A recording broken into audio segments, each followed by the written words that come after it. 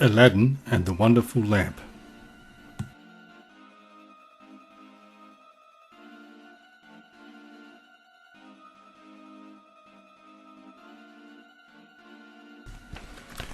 Aladdin and the Wonderful Lamp. There was once a pleasant sunny village in China where lived a poor widow with her son.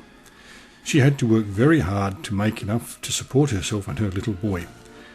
Aladdin was a very healthy and merry little fellow, but he was also very idle and spent most of his time playing. One day a powerful magician happened to be passing through the village. He was looking for a young and foolish person to assist him in a dangerous task. Seeing Aladdin, he said to himself, "Here is just the boy I need." He went up to him and pretended to be delighted to see him. "My dear Aladdin," said the magician, "I am your uncle.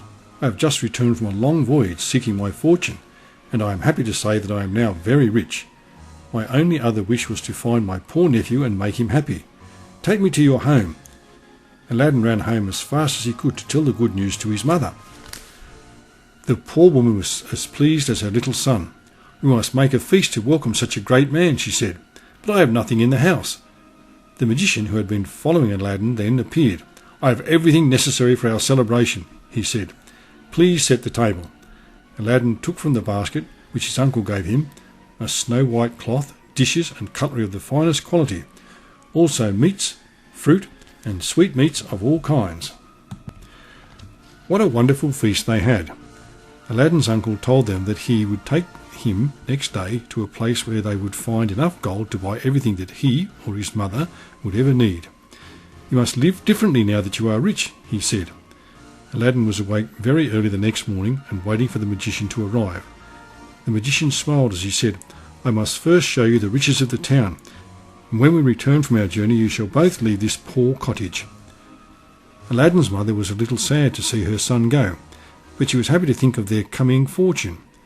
The magician took the little boy through the markets of the town and showed him the many wonderful things he would be able to buy when they returned. They continued their journey through the town into the country and beyond. "Can we go back now?" asked Aladdin, who was feeling rather tired. "No, indeed not," replied his uncle sharply. "We must go on." The country was becoming more wild and desolate. Great rocks rose on each side of the path. The magician urged the little boy on along the path, which was now a narrow valley between towering rocks. Presently they came to a large flat stone in their path. The magician stopped and in a very harsh voice ordered Aladdin to gather dry grass and start a fire. Poor Aladdin was now very much afraid, but he collected some of the dry grass that clung to the rocks and built a fire, which the magician lighted. As soon as the first thin flame showed, the magician sprinkled them with a powder which he took from a tiny box. The flames flared a brilliant green, and the trapdoor opened to reveal stone steps leading into a cave. "Now, Aladdin," said the magician, "in that cave lies something that could make the owner the richer and more powerful than the greatest king." The poor little boy drew back, afraid of the green flame and his terrible uncle. "Go, boy," said the magician. "Down those steps you will find yourself in a chamber full of gold and silver, but do not touch it. The next chamber you will find full of precious stones, but do not touch one of them. Then, in the farthest corner of the cave you will see a lamp on a golden stand. Lift the lamp from its stand, put out the flame, and bring it quickly to me." Aladdin came to the first cave and was dazzled by all the glittering piles of gold and silver, but he did not touch them. The next cave was even more wonderful. Diamonds, rubies and emeralds sparkled and shone all around him, but Aladdin hurried on, and at the end of the cave he saw a graceful golden stand. On top of it stood a very strange and ancient-looking lamp, dented and tarnished with age. Aladdin lifted the lamp carefully from its stand and hid it in his coat. He quickly ran back to the steps that led into the cave. When he heard his uncle's voice, "Give me the lamp and I will help you out." But Aladdin was now afraid to trust his uncle. "No, please help me out first," he said. The magician gave a cry of fury and sprang towards the opening, but in his hand he still held a few grains of the magic powder, which fell onto the hot embers of the fire at the top of the steps. With a crash, the great stone trapdoor thudded back into position. Poor little Aladdin was now trapped in the cave. He could find no way out. All of the walls were thick, solid rock. Unhappily, he looked at the lamp which had cost him so much and idly rubbed its tarnished side with his sleeve. At once there was a great flash of light, and a huge figure appeared. "I am the Genie of the lamp," it said. "I am here to serve you. What is your will, O master?" Aladdin was very afraid, but managed to blurt out, "Please, save me, get me out of this cave." At once he was outside the cave, with the blue sky above him. With a cry of joy, he started on his long walk home to his mother's cottage.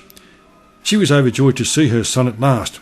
"My poor boy," she said, "I have no food for you, and that wicked magician has left us with nothing but this old lamp." As she spoke, she gave the lamp a rub with her apron. At once the genie appeared. He seemed to fill the little kitchen. The widow was filled with terror. But Aladdin managed to say faintly, "Some supper for mother and me, please." Instantly a splendid meal was spread on the table. How they enjoyed the delicious food, and as they ate, Aladdin told his mother of the wonders of the magician's cave. The next day his mother said, "Perhaps we could sell this wonderful lamp and get a lot of money." But Aladdin had a better idea. He rubbed the lamp again, and when the genie appeared, said boldly, "My mother and I need a fine castle to live in, rich clothes and chests full of money." Almost before he'd finished speaking, they found themselves dressed in fine clothes standing in a great palace, which had appeared on the side of a hill outside the town. Through the lofty windows they could see wide gardens and ornamental lakes. They now lived in great comfort, and were very kind and helpful to many poor old friends. Aladdin grew into a very handsome young man. One day when driving through the town, he saw the beautiful princess, and at once fell in love with her. "There is the lady I wish to marry," he said to his mother. She took rich presents of gold and jewels to the king, as was the custom in those days. The king agreed that Aladdin should marry the princess if she should wish it. The princess was happy with the handsome and kind Aladdin and soon fell in love with him. Very soon arrangements were made for a royal wedding. After they were married, Aladdin and his princess came to live in the magic palace. He now worked very hard to fit himself for the duties of a prince. In the meantime, the wicked magician had roamed through the country, believing that Aladdin was still shut fast in the cave of the lamp. One day he returned to the village where he had first met Aladdin and noticed the fine new palace on the hillside. He inquired of a passer-by, "Who lives in that great palace?" "Why, everyone knows," said the man. "It is Prince Aladdin and his princess." The magician was very angry. He must have discovered the secret of the lamp, he muttered to himself. "But I'll win yet." So he disguised himself as a peddler and bought a number of fine new lamps.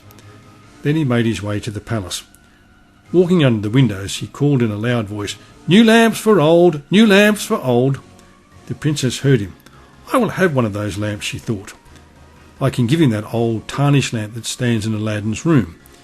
He'll be pleased to see a new one in its place."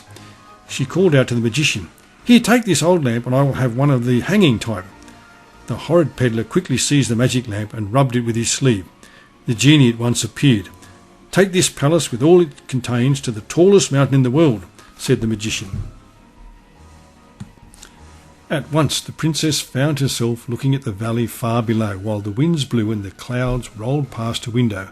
She could see no way to escape. "Now I have my revenge," said the magician. "I have the princess, the palace, and the magic lamp with which I can obtain anything I wish."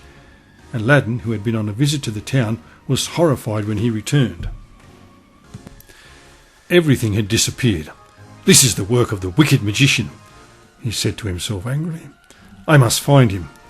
An old man who had worked in the palace gardens told him that the princess had been seen talking to the peddler just before the palace had disappeared, and that he had said something about the highest mountain in the world. Aladdin at once set out on his long journey to find his princess. After a long and hazardous journey, Aladdin at last came to the foot of the tallest mountain and began his perilous climb. The princess, who spent most of her time looking from her window, saw his tiny figure making his way through the rocky paths. "It is Aladdin," she thought. "I knew he would find me." She watched the long, hard climb, longing for some way in which she could help. The magician had become very fat and lazy. He thought only of new pleasures for himself. He worked the genie very hard. At last Aladdin reached the top of the mountain. How delighted he and his princess were to meet each other again. "We must get the lamp back again," said Aladdin, and together they made a plan. Aladdin hid in a cupboard in the princess's room. The princess went to the magician. "If you come to my drawing room, I will tell you stories of old China," she told him. The magician agreed and had himself carried to her room, taking the lamp with him. Soon he was entranced in the stories, and did not hear Aladdin softly opening the cupboard door. Stepping close, he rubbed his sleeve against the lamp.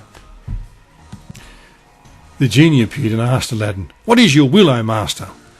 The magician started to his feet. "I did not summon you," he shouted. "I came at the call of my master," answered the genie. "You are not he. From now on your power is broken. You shall be a grey eagle living forever in the rocks and the sky." At once the magician vanished, and a great grey eagle flew out the window and soared into the sky. "Great Genie," cried Aladdin, "take this palace and all it contains back to its rightful place."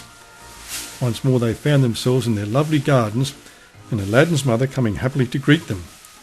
All the people of the surrounding country were very glad to see them back again, and they lived happily ever after.